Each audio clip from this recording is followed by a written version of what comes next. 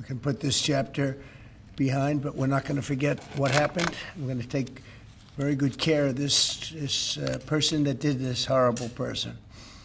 This afternoon, we're pleased to welcome to the White House one of the great and most esteemed business leaders and geniuses and innovators anywhere in the world, Apple CEO Tim Cook. It's an amazing job.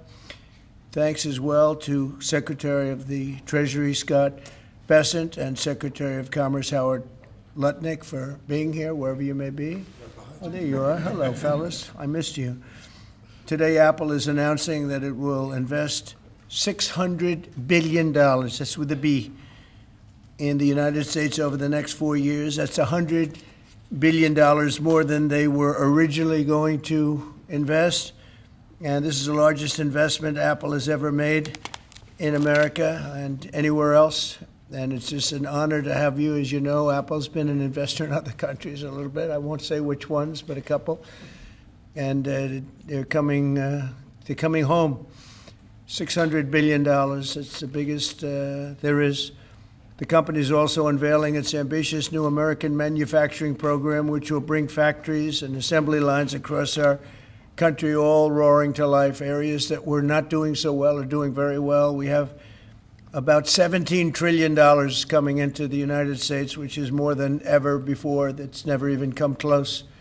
There's never been anything like it. Even you, that's even a lot of money for you.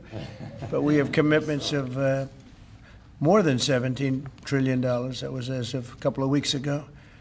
These investments will directly create more than 20,000 brand new American jobs and many thousands more at the Apple suppliers like Corning, Broadcom, Texas Instruments, and Samsung, who all deal in that world.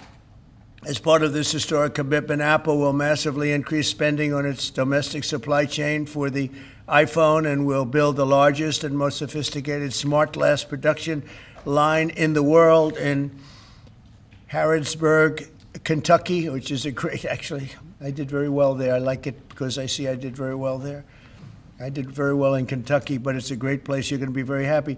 I thought maybe while we're up, I'll interrupt my own speech by you might show them a little bit about the product that you're going to be doing in Kentucky, Tim. Absolutely. Do you mind if I step up? Yes, please. This box was made in the U.S., California, and this glass comes off the Corning line. It's engraved for President Trump. It's a unique unit of one. It was designed by a U.S. Marine Corps corporal, a former one, that works at Apple now. That's good. He's done well. Designed it for you. And the base comes from Utah and is 24 karat gold. And it sits, I'll take the liberty of setting it up. Wow.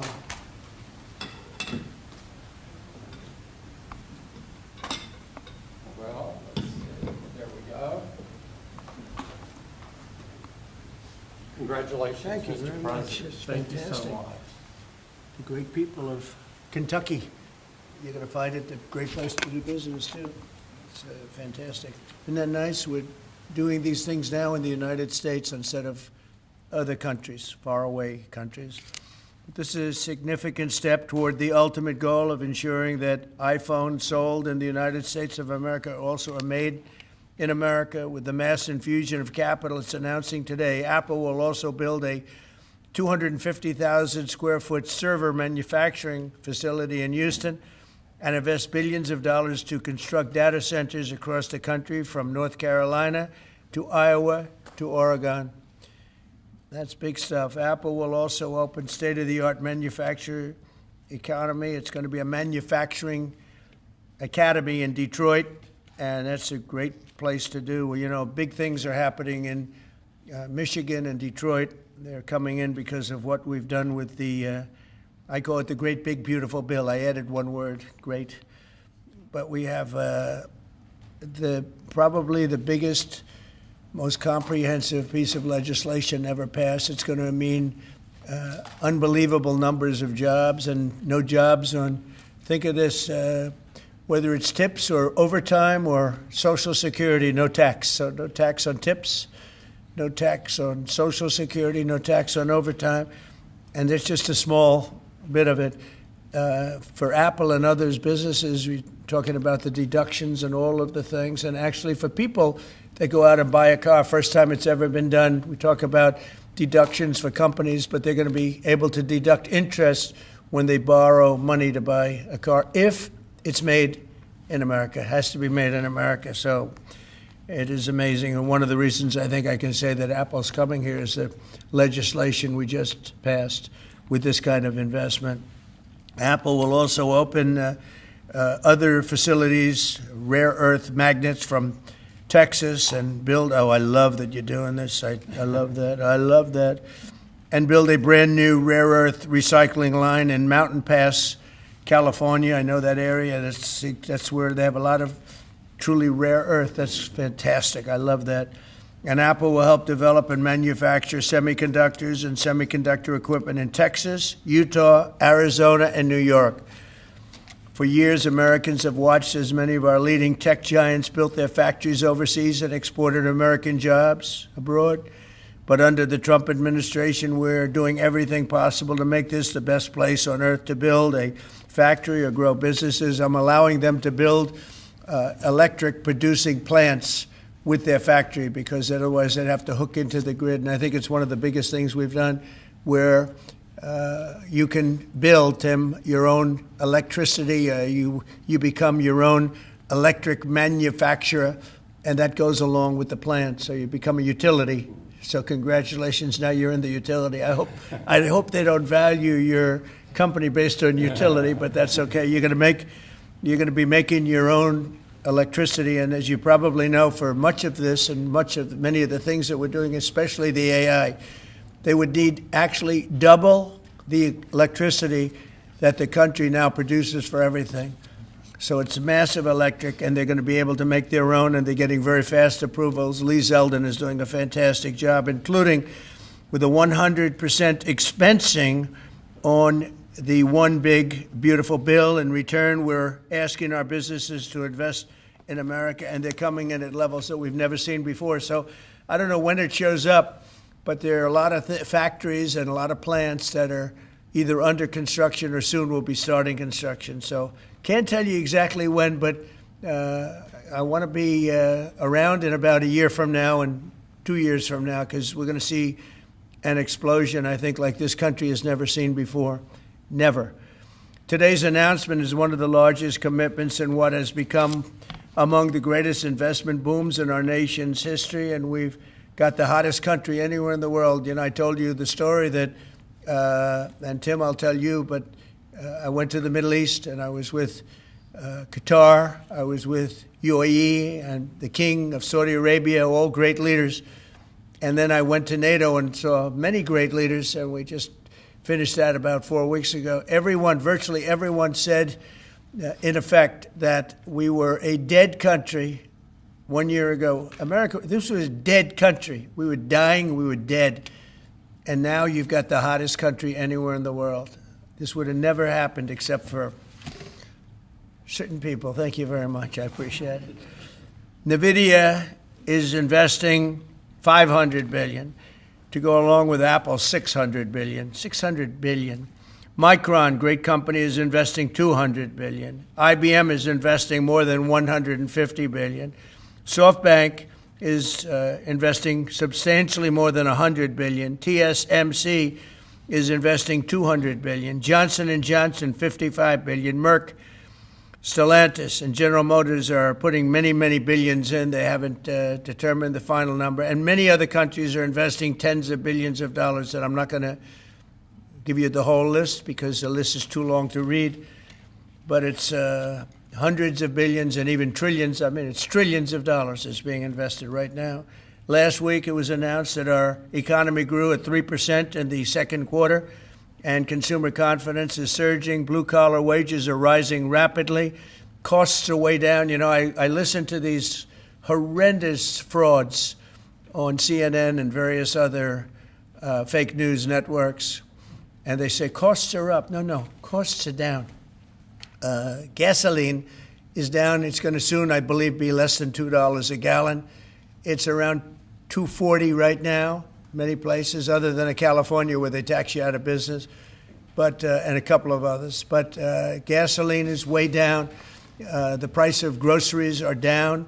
How about eggs? When I first came here, my first week, the press hit me very hard on eggs. Eggs had quadrupled or something. I said, I didn't know about it. Give me a chance. I've just been here for 4 days. Well, eggs are down. Everything's down. Price is down. The only thing that's up is stock prices. That's really up, and that's through the roof. The stock market has been hitting all-time records, all-time highs. Last week it was announced that our economy grew at levels that we haven't seen in a long time, but the real levels of growth are going to be judged in a year from now when you start seeing some of these incredible plants, because we have car plants opening. They're coming in from Canada, from Mexico, and from all over the world. And they're coming in because they like the way the election worked out, but they also like the fact that they don't want to pay tariffs. And the tariffs, I think, we're taking in hundreds of billions of dollars in tariffs. I won't be so specific other than to say, because we don't even know what the final number is. We just made a deal, as you know, with the EU where they're paying hundreds of billions of dollars. Japan paying hundreds of billions of dollars, and numerous other countries paying hundreds of billions of dollars. And we're not even completed there. And as you know, they found $25 billion 3 weeks ago. They said, we have a surplus of $25 billion. And they said, where did this come from? I said, check the tariffs. And they checked. They said, you're right, that's where it came from. And we've really just started. This is just in its infancy. So we have a great country. We have a country that is going to be very rich. It's a country that we're very proud of, but it's going to be very rich. And it's companies like Apple, they're coming home. They're all coming home. And we want them to come home. They have to come home. We're going to treat them really well. We're going to be putting a very large tariff on chips and semiconductors. But the good news for companies like Apple is if you're building in the United States or have committed to build, without question committed to build in the United States, there will be no charge. In other words, we're not going to be charging. So a lot of countries, a lot of companies are leaving various other places and they're coming to the United States. So in other words, we'll be putting a tariff on of approximately 100% on chips and semiconductors. But if you're building in the United States of America, there's no charge, even though you're building and you're not producing yet in terms of the big numbers of jobs and all of the things that you're building. If you're building, there will be no charge. So I just want everyone to know that. And I didn't even tell you that inside. We discussed the concept, but I didn't. So it's a big factor. So 100% tariff on all chips and semiconductors coming into the United States. But if you've made a commitment to build, or if you're in the process of building, as many are, there is no tariff. Okay? If for some reason you say you're building and you don't build, then we go back and we add it up, it accumulates, and we charge you at a later date. You have to pay, and that's a guarantee. So that's a big statement, and I think the chip companies are all coming back home. They're all coming back. You know, we started with Intel, and gradually Intel was just taken over the coals. They were taken to the cleaners, frankly, and moved to other places, in particular Taiwan. But I think a lot of those companies are coming back, and they're coming back very rapidly. So that's a big statement. 100% tariff. I want to thank you very much. Tim, would you like to say a few words about your company, please? Good afternoon, everyone. Mr. President, thank you very much for having me here today. You've been a great advocate for American innovation and manufacturing, and I'm grateful for your leadership and your commitment. That's a commitment we share at Apple because American innovation is central to everything we do. Our products are designed here, we're hiring and growing here, and we support 450,000 jobs with thousands of suppliers and partners in all 50 states. Earlier this year, we made our largest ever spending commitment, $500 billion to the U.S. over the next 4 years. That's already yielding results. Earlier this year, we broke ground on a new factory in Houston to make advanced AI servers, And just last month, the very first test unit rolled off that factory's line, proudly made in America. President Trump shared some kind words about that work, but he also asked us to think about what more we could commit to doing. And Mr. President, we took that challenge very seriously. I'm glad to be here with you today, and I'm very proud to say that today we're committing an additional $100 billion to the United States, bringing our total U.S. investment to $600 billion over the next 4 years. As a part of this, we're launching Apple's American Manufacturing Program. It will spur even more production right here in America for critical components used in Apple products all around the world. And we're thrilled to announce that we've already signed new agreements with 10 companies across America to do just that. First, with today's announcements, I'm proud to say that Apple is leading the creation of an end-to-end silicon supply chain right here in America, from design to equipment to wafer production to fabrication to packaging. In Texas, we're working with manufacturers like Texas Instruments, Global Wafers America, and Applied Materials. We're working with Amcor in Arizona and Broadcom and Global Foundries in New York. Thanks to President Trump's vision, and with his help in his first term, we also led the way to bring TSMC to Arizona by committing to be their first and largest customer. Today, they're producing tens of millions of chips for Apple using one of the most advanced process technologies in America today. We're going to keep working with our suppliers to move even more of this incredibly advanced work to America. And this year alone, American manufacturers are on track to make 19 billion chips for Apple in 24 factories across 12 different states. Second, we're committed to buying American-made advanced rare earth magnets developed by MP Materials, which will become part of Apple's devices shipped around the world. MP is the only fully integrated rare earth producer in the United States, and with this partnership, they'll be significantly expanding their flagship facility in Fort Worth, Texas. We're also thrilled to work together on a cutting-edge rare earth recycling line in Mountain Pass, California. And third, in Kentucky, we've worked with our partners at Corning to build the world's largest and most advanced smartphone glass production line. And I'm pleased to announce that very soon, this is for the first time ever, every single new iPhone and every single new Apple Watch sold anywhere in the world will contain cover glass made in Kentucky. In addition to the American Manufacturing Program, we're also significantly growing our investments in AI, including expanding data center capacity in North Carolina, in Nevada, in Iowa, in Arizona, and Oregon. So we're going to keep making investments right here in America. We're going to keep hiring in America. And we're going to keep building technologies at the heart of our products right here in America, because we're a proud American company and we believe deeply in the promise of this great nation. Thank you all, and thank you, President Trump, for putting American innovation and American jobs front and center. Thank you, sir. Great honor. Thank you. Very much. Thank you. Appreciate it. What a job he's done. What a job. Incredible. I want to thank you very much, and thank you, JD, for helping along. Good job. Really good job. Any questions, please? Mr. President, yes. You promised on the campaign trail to bring forward a manufacturing renaissance. You just mentioned $17 trillion in your first 7 months or so. Right. Can you talk about how an investment like this, all the other ones that you laid out, will positively impact the millions of Americans that trusted you with their vote? Thank you very much. It changes our country. I mean, our country is a very different country than it was 6 months ago. And people like Tim are coming. We had Micron in yesterday. We had all of the big, great companies that you read about, you don't know about, but you read about.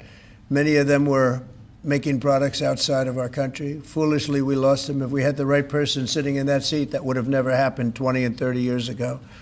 When you look at the chip business, it would have never left our shores. We had 100% of chips originally, and then we slowly got taken down to nothing. We have the biggest chip companies, the both of them, but we have the biggest in the world coming in. They're going to Arizona and beyond. And we're going to have, in a short period of time, we'll be up to almost 50% of the chips from starting in nothing. And that's something. But we have the greatest companies in the world coming into our country. And that means jobs, and it means wealth. And wealth means security for our people. Okay? Brian? Yes, sir. Congratulations on this investment, President Trump. And Thank you. With a great example of putting America first. What does the labor force look like to fill these jobs that you have? Do we have enough skilled American workers to fill these? Well, we do have a lot of workers, and we have a lot of workers that hadn't been looking for work because they were disincentivized, frankly. And people like Tim have tremendous schools and training centers that they build along with a lot of their big plants where they train people on whether it's glass, like in Kentucky, or computers, or whatever they might be doing. It's a complex world, and they train people, and they do a great job. So it's a whole new workforce. Now, we have a lot of them in energy because, they've always liked energy. As you know, coal has opened up big. We brought it back and brought it back in a very large way. China's right now building 58 coal-fired plants, 58 big ones. And here we were saying, we don't take coal. We have more coal than anybody else in the world. We have more oil and gas than anybody else in the world. But we have tremendous energy jobs, and the energy, as you know, we're booming with energy.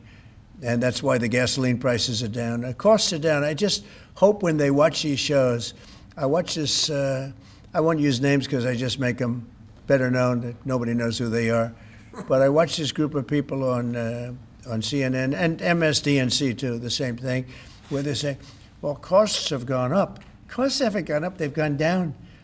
I'm telling you, the thing that's gone up is stock prices, and success of our country. Our country is really, really doing well, successful. Yes, ma'am? Yes, Mr. President, have Putin and Zelensky agreed to a summit yet? And where and when would that be? Well, there's a very good prospect that they will. And we haven't determined where, but we had some very good talks with President Putin today. And there's a very good chance that we could be ending the end of that road. That road was long and continues to be long, but there's a good chance that there will be a meeting very soon. How close do you think you are to a deal? Excuse me? How close do you think you are to some kind of deal? Well, I don't want to say. I've been disappointed before with this one. We've solved 5 wars, plus add to that Iran, where we wiped out their nuclear capacity for weapons. They would have had a weapon within 2 months, maybe less, and that was totally obliterated. It turned out it was a total obliteration, and the pilots and the people that did that job are really, we have the greatest armed forces in the world, but that was really something. In fact, there's a model of the plane right there. So, you got to bring that up, Susie. We have to see that. Look at this. This was just given to me. We ordered brand new B-2 bombers. This is a plane that over a period of 36 hours of constant flying. Look at this. So this is the brand new one they just ordered. Similar, but actually quite different. It's new and enhanced. It's an amazing machine. It went 36 hours. We had 52 tankers up in the air loading up our planes because this was surrounded by F-22s and F-35s, and it was flawless, Tim. Even you would say it was flawless. And every one of those bombs hit their target. And then we had Tomahawks shot in from a submarine 300 miles away, and they hit every single Tomahawk hit its target. It was amazing. And that was a big threat. That was a nuclear threat. And here's the new one that we just ordered, a large number of them. I'll put it up. Mr. President, what was the breakthrough today? Did Vladimir Putin make some kind of concession that he hasn't been willing to make before? I don't call it a breakthrough. I mean, we've been working on this a long time. There are thousands of young people dying, mostly soldiers, but also, missiles being hit into Kiev and other places. But in terms of soldiers, I think Russia's lost over 20,000 since the beginning of the year. 20,000. And I guess the estimate for Ukraine is about 9,000. It's a terrible situation. We want to get it stopped. You know, we don't have American soldiers there, but I feel I have an obligation to get it stopped. This was not my war. This war would have never started, not even a chance. And it didn't start for 4 years. It went 4 years and didn't start. But this is Biden's war. This was on his watch. And, you know, it's funny. We had no land was taken from Trump. It was taken from Bush. It was taken from Biden. The whole thing they would take from Biden if it weren't for us. But it was taken by Obama.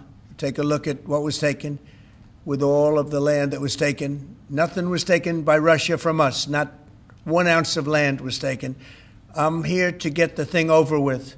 It would have never started if I were president, and we're here to get it stopped and get the death stopped. Yeah, please. Mr. President, in the past, you said you would know if Putin was tackling you along. What gives you any confidence that he is or isn't doing that this time around? Can't answer the question yet. I'll tell you in a matter of weeks, maybe less.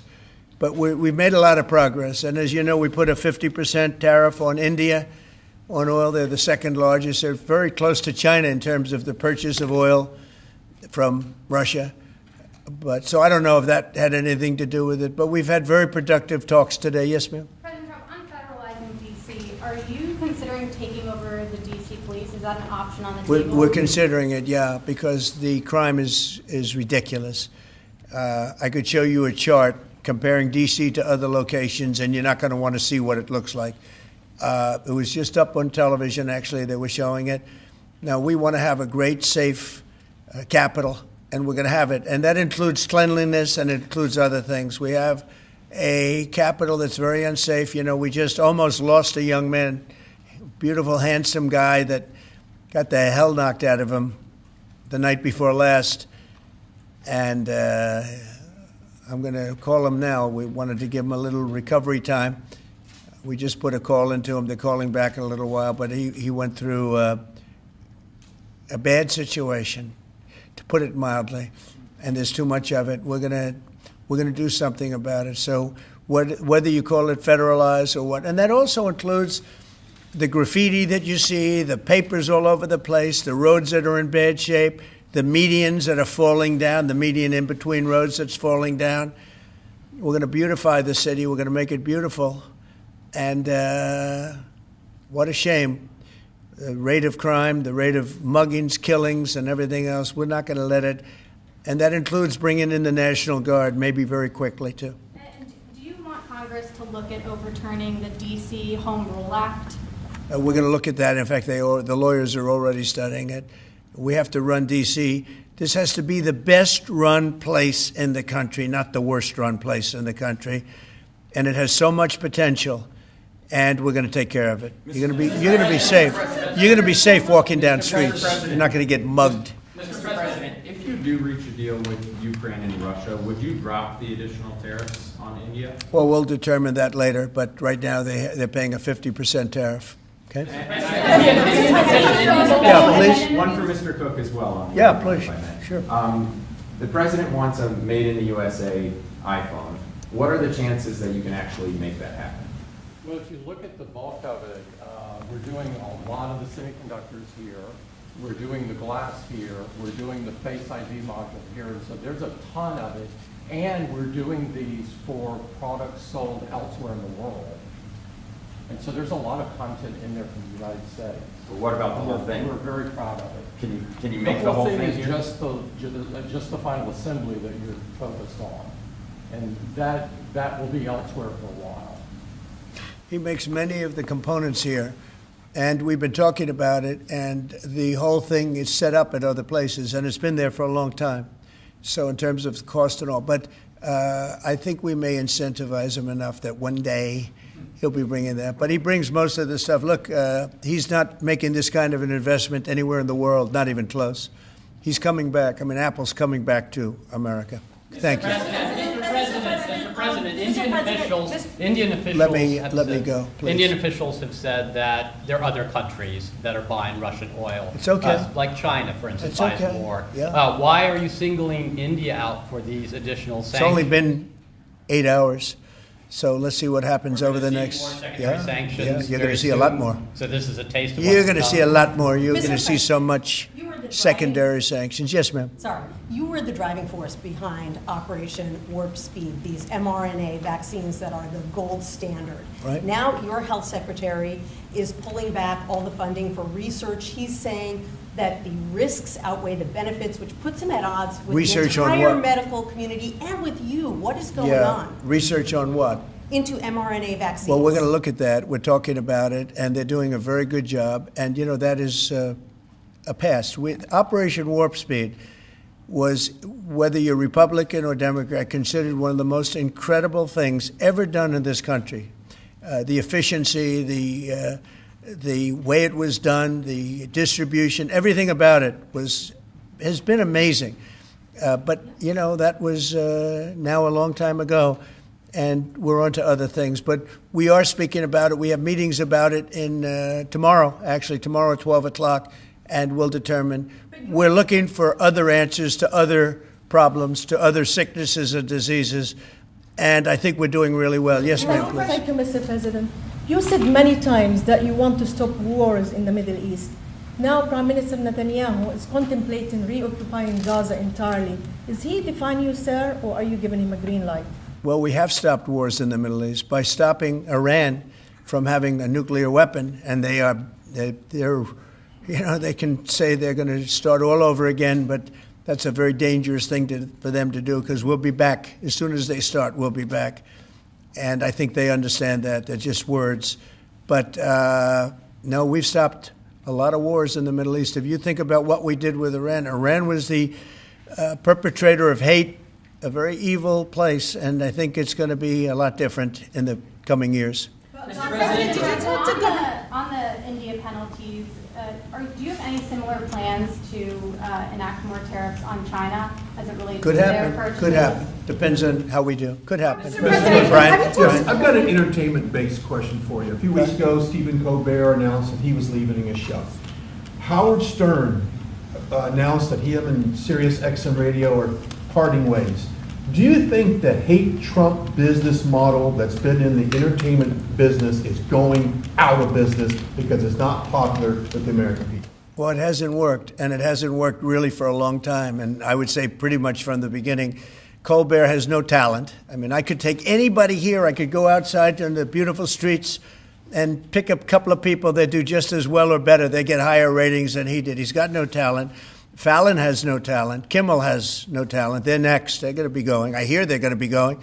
I don't know, but I would imagine because they get, Colbert has better ratings than Kimmel or Fallon. You know that.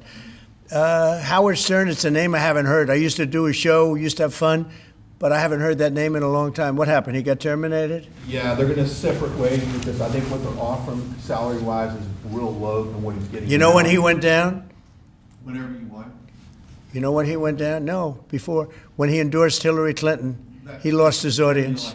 People said, give me a break. He went down when he endorsed Hillary Clinton. Mr. President, Have you talked to Governor started interviewing Fed candidates yet? Yeah, And we've are you started the considering interviewing that? process. Scott and I and Howard, a lot of people, JD, we have some great candidates. It's probably down to 3. He doesn't want the job. He said, do you like this job better? Yes, sir. I mean, he was a candidate, but I don't think he'll take it. Are there any candidates I really from- don't think he'd take it, Are there actually. any candidates from Wall Street, Mr. President? Yeah, essentially, we're all from Wall Street, aren't we? You know, when you get right down to it. The term Wall Street. Yeah, please. Yep, you made your tax cuts permanent. You mentioned that the tariffs are bringing in a ton of external revenue. You've opened up markets, the EU, Japan, South Korea, many others, to American goods like we've never seen before. How much growth can we expect in the economy now that this model of yours is sort of beginning to really take off? Well, I think the growth is going to be unprecedented. I think we're going to have growth that's unbelievable. Now, remember, we're building and just starting to build a lot of these incredible plants. We talked about the electric facilities that we're building, the the generating plants, electric generating plants. They're massive, and they're going to be great. And they're going to sell excess electricity into our grid. So we're going to be having much more electricity than we ever had. And those plants are going to be taken care of individually. I know Tim is building one in one of his big factories, but especially for AI because it needs so much electricity. So I appreciate the question very much. And I think the growth is going to be unprecedented. Did you have a phone call with Andrew Cuomo? Did you speak to Andrew Cuomo? I haven't. No, I haven't. Mr. President, have you been briefed on what Ghislaine Maxwell told Todd Blanche? No, I haven't. Have You not. don't know whether I don't came know. up in the I know Todd conversation is or a not? very respected person all over the country, all over the world legally, so I don't know. Mr. President. Yeah, please, go ahead. Will the new Fed governor be temporary? We're probably going to go with a temp and then a permanent, I think. Are the two So the temp is going to be named, I'd say, over the next 2-3 days, and then we're going to go permanent. Are the two Kevins the leading contenders for the permanent spot for the chair? Well, the two Kevins? The two Kevins are absolutely, yeah. They're both very good. Mr. President. The two Kevins, very good. Mr. President, is Vice President Vance hosting a gathering this evening to talk about how to respond to the Epstein situation? Is he working on what? Is he hosting some kind of gathering of top advisors this evening to talk about how to respond to the Epstein situation? I don't know. I could ask you that question. I don't know of it, but I think here's the man right here. I saw it reported today, and it's completely fake news. We're not meeting to talk about the Epstein situation, and I think the reporter who reported it needs to get better sources. Look, the whole thing is a hoax. It's put out by the Democrats because we've had the most successful 6 months in the history of our country, and that's just a way of trying to divert attention to something that's total bullshit. Okay? Yeah, please. A new Gallup poll says that Elon Musk is the most unpopular public figure in the country right now. I'm wondering, do you miss having him around the White House, or is that poll accurate? I don't know if the poll's accurate. I think he's a good person. I think he had a bad moment, really bad moment, but he's a good person. I believe that. President Trump, are you keeping that 10 to 12 day deadline? China facing potential secondary sanctions for Yeah. Russian oil. Them having that tariff or sanction rather, or not, hinges on what going forward? It may happen. I mean, I don't know. I can't tell you yet, but we did it with India. We're doing it probably with a couple of others. One of them could be China. Yes. Are you keeping that 10 to 12 day deadline that you had given Russia after today's talks? Yeah, we're pretty much getting close to it right now, but we're having very serious talks right now about getting out of Ukraine, getting it settled, getting it ended. Should have never started, would have never started. If I were president, it would have never started. I want to thank Tim Cook. He's a great, great man, a visionary, a businessman, just about every quality he can have other than athleticism. I don't know about that. I'm looking at him. I'm not 100% sure about you. You're a good athlete. I'll bet you're pretty good. I think he's good at everything, but I want to thank you very much, Tim. Thank you, sir. Congratulations. Thank you all very much. Thank you. Thank you, Chris. Thanks, guys. Right here. Cut it out. Thank you, guys. Thanks, everybody. Thank you, Chris. Thank you, guys. Let's go. Thank you. Thanks, guys. Thank you. Right behind you. Thanks, guys. You're right this way. Thank you, Chris. Thank you, Chris. Come on over here. Thanks,